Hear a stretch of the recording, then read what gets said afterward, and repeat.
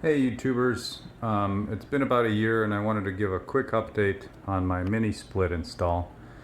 This is the larger unit. As you can tell, I'm in my garage. It's a 3-car garage.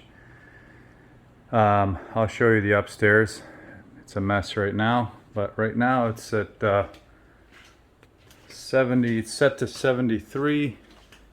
It is 75 degrees in the garage and it's about 89 degrees outside, and I turned it on, I don't know, about 8 o'clock in the morning. It's now around 10:30 or 11 o'clock. So zero issues with this particular air handler. I don't run it all the time. I run it when I know I'm going to be in the garage for an extended period of time, because the garage doors do come up and down quite a bit. My side entry door is not super useful, so most of the time we leave by opening the garage doors. So the air temperature does increase obviously when you open the garage door, but because this is a 220 unit, it does recover pretty quickly. Okay, so zero issues. It's been running. I like using the app to control the schedule. When I do have it on a schedule, they made some updates to the app which are better.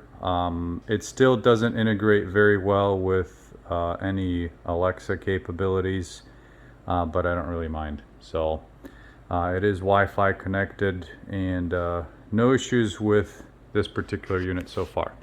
Let me show you the compressor and then we'll go upstairs. Okay, I'm outside and you can see the fan spinning and you can barely hear it. And that's exactly how it runs most of the time, depending on the call.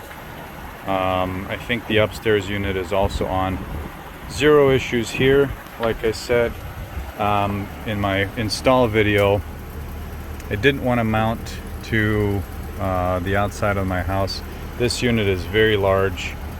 This is the Multi-Zone 2400, if I remember. I don't remember how many BTUs, but it's heavy. So I built a stand for it, and I've got about 10 inches of space back here. Zero issues with it. My lines are draped. I've got the drains coming down here, and the extra coils are packaged up as best as they can back here. But super quiet, no issues. I do think that I'm going to build a bit of a, I don't know, some sort of a cover or a roof just over this, just so it keeps some of the debris and weather off of it. But otherwise it's been running really well out here. This is the upstairs unit. Right now it's set to 73 degrees and it's working fine. I did have one issue with this unit, not in function, but it started making a noise. It was relative to the RPM of the motor, so I knew it was something to do with a bearing. And it was a very slight, high-pitched noise, and I could have probably ignored it, but it was under warranty. And like right now, you can, unit's on and you can't hear it, and that's exactly what I wanted. And before, when the motor did start making a noise, you could hear it. So anyway, I called them. They were really good about sending a motor out, but replacing it was a bit of a chore. But it did fix the issue. And what it looked like is that, you know, the motor shaft on the motor was pressed slightly against the bearing, and it caused it to make a noise. So I thought about saving the motor and tearing it apart, but the motors are kind of they're non-serviceable by themselves. You have to really break the plastic to get inside the motor. Otherwise, this unit works really well for this space. This is a bonus room that's about 25 by 25. Does a great job of cooling it and heating it in the winter. And just a quick update on how I ran my lines. I'm in the kind of the attic space, the unconditioned space. The air handler is on this wall, and I ran the lines down, and then out through the soffit. But no leaks, no humidity or no condensation, as long as you really wrap those things up and make sure that they don't come in contact with the ambient air, because the lines do get cold. Okay, I'm back in the garage. Final thoughts on this thing. On the DIY multi-zone mini split by Mr. Cool. Obviously this is not a sponsored video. Overall, I'm very satisfied with the product.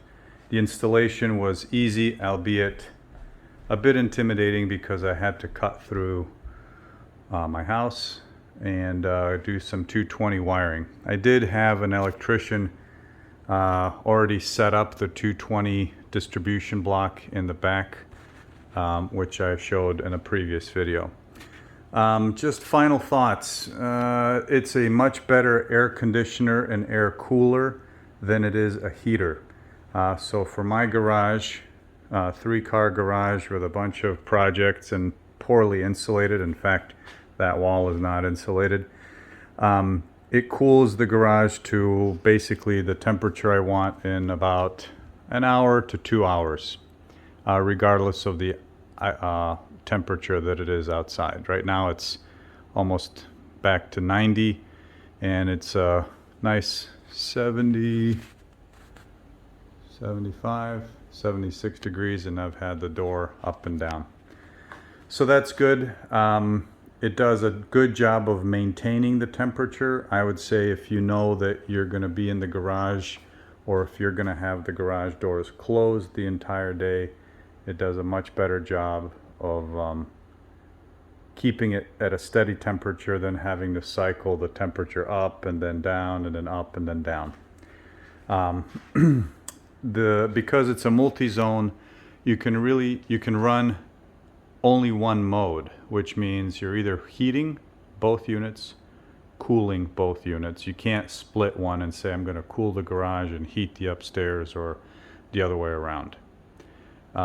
Which I didn't know, and it doesn't say that expressly in the instructions, but the unit will just shut down if it senses that conflict in the instructions. It doesn't give you an error message or anything like that. What else? Power consumption, negligible. I don't notice it in my electric bill, honestly. It's very efficient even when I run both systems full time. It's maybe $10 a month, if that. I have not tried the dehumidifier function. I mean, I've tried it. I didn't notice any difference. Essentially, it's just air conditioning except not cooling. And I've, you know, here in North Carolina, it's either hot or I need to run the heater a little bit. So haven't had a need for that. So that's it. Overall, let's rate it at 90% because of the issue with the motor on the other unit. But otherwise, I'm happy, no regrets. I bought it through Lowe's, and I think the total cost was about $3,000, not including $150 for the electrician to wire up my 220. Okay, so that's it. Let me know if you have any questions.